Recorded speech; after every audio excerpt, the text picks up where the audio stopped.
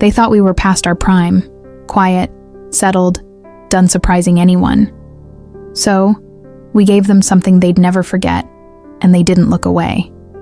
If you're one of the regulars, hit like and subscribe. It's the best way to support the channel, and it helps more than you know. And if you're new here, welcome. I hope you enjoy this one. Let's get into it.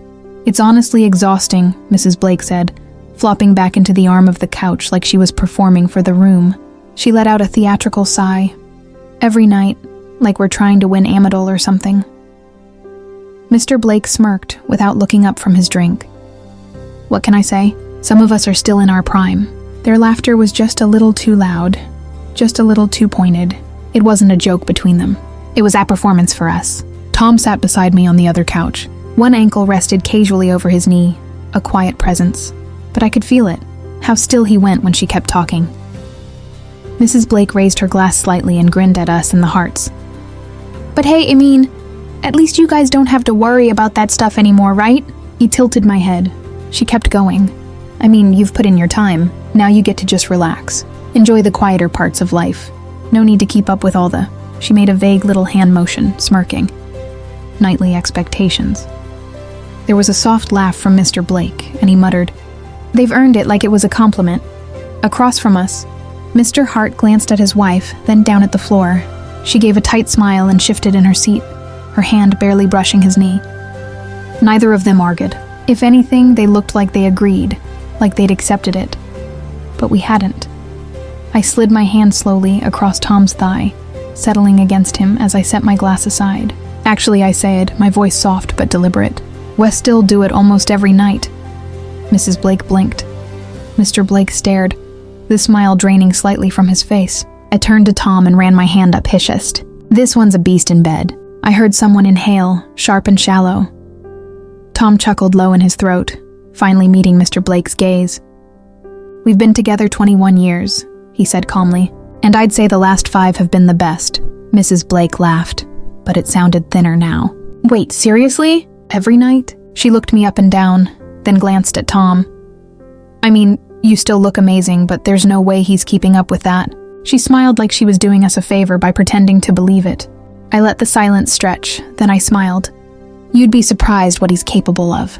Tom leaned forward slightly, his voice calm. "She makes it easy to keep up." Mr. Blake gave a half laugh, almost nervous. "Yeah, well, I don't think I could believe it without seeing it." I tilted my head. "No, you really think I'm bluffing?" He didn't answer, but he didn't look away either. I let the silence stretch, let the tension thicken just enough. Then I smiled. "You know, I wasn't planning on putting on a show tonight." I stepped in front of Tom, smoothing my hand over his shoulder. "But since you asked so nicely," I looked toward Mr. Blake. "Don't say I didn't give you a chance to back out." Tom leaned back, arms stretched along the couch, completely relaxed, like he knew exactly where this was going, like he'd been waiting for it all night. I turned toward him and ran my fingers slowly down his chest. The room went still, then I dropped to my knees. Mrs. Hart let out a soft gasp. "What are you doing?" I didn't look away from Tom putting on a show, and I reached for his zipper. I didn't say a word, just reached in and wrapped my hand around him. He was already firm beneath my hand, steady, ready, waiting. I let my fingers settle there, slow and steady, giving them time to realize what they were seeing. Then I looked over my shoulder and smiled. Noon moved. I lowered myself without hesitation. No teasing, no build-up, just deliberate motion and full focus. Gasps shifting. A breath caught somewhere behind me, but I didn't stop. My lips grazed the surface. Soft, slow, teasing, then again, slower this time. My tongue followed, slow and purposeful, savoring the closeness. Tom exhaled softly, the sound buried low in his chest. He leaned back into the couch, one hand resting against the armrest. Breathing changed longer, slower, deeper. I let my hand and mouth move together, smooth, steady, not rushed. Every movement, every breath, every pause, I made them all count, like I was building something just for him and letting them all watch me do it. Tom adjusted in his seat, subtle but unmistakable. That's when his hand came down, just fingertips at first, resting at the back of my head, not pushing, just there, anchoring me, leading gently, and I followed. He guided the rhythm, and I followed it like a song we both remembered. We moved together like this was muscle memory, like we were performing something we'd perfected over the years. The room behind me had gone quiet but not empty. I could feel their eyes. I could feel how still they'd gone, like the air had stopped moving. And still, I didn't break focus, not for a second.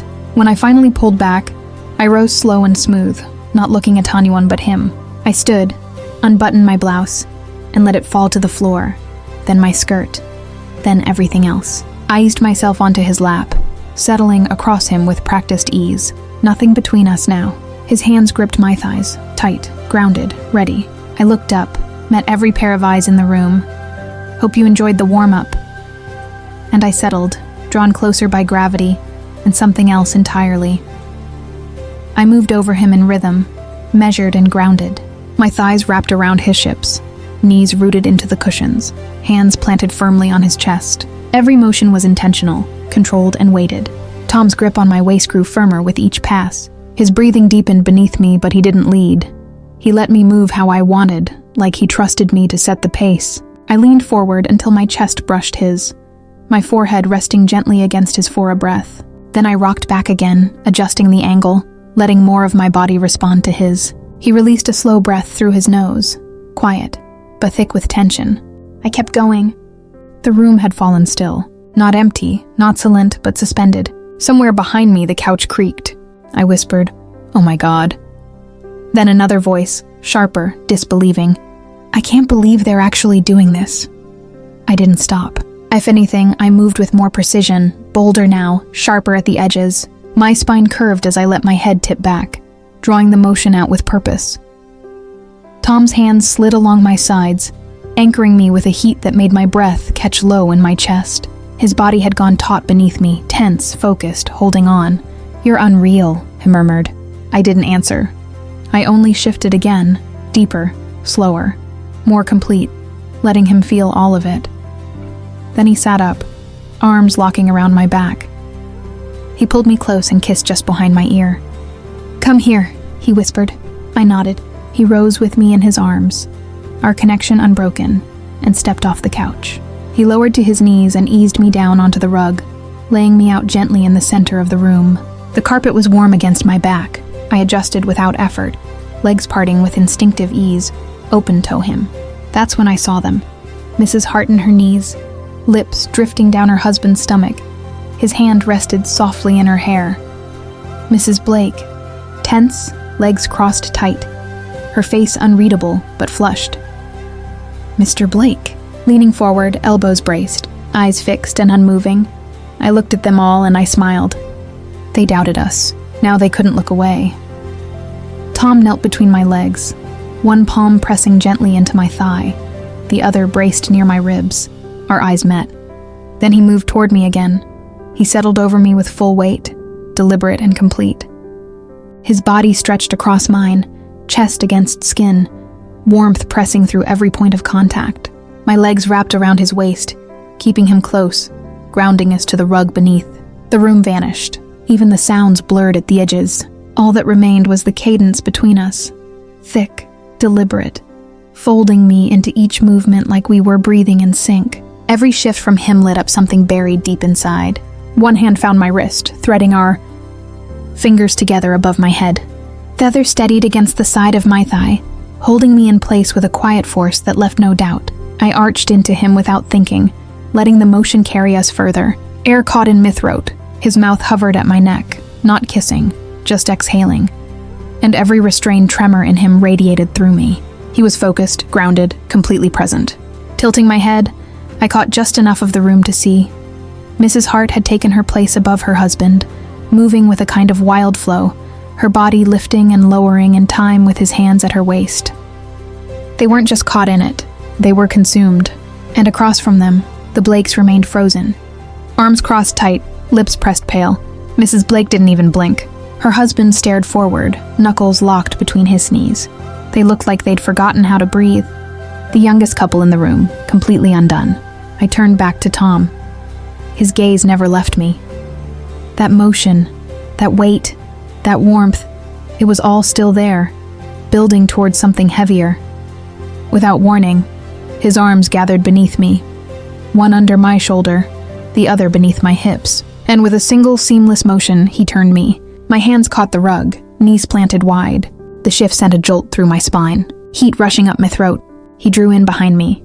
Close, certain, unshakable. Don't hold back. I breathed. He didn't. Fingers closed around my hips and the pace changed entirely. No more patience, no restraint. Each motion came with purpose. Steady, grounded, and unrelenting. The sound of our bodies meeting filled the room like low thunder rolling across fabric. My arms strained to hold me up.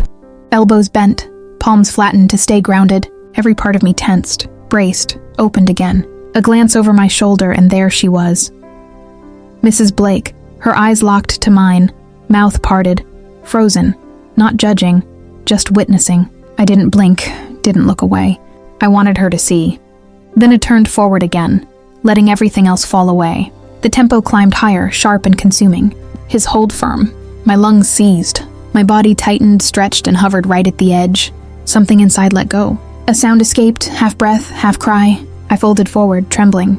The world around me lit with something hot and breathless and bright. For a moment, just long enough to catch one shallow breath, he paused, then moved again with even more force, more driven, more alive.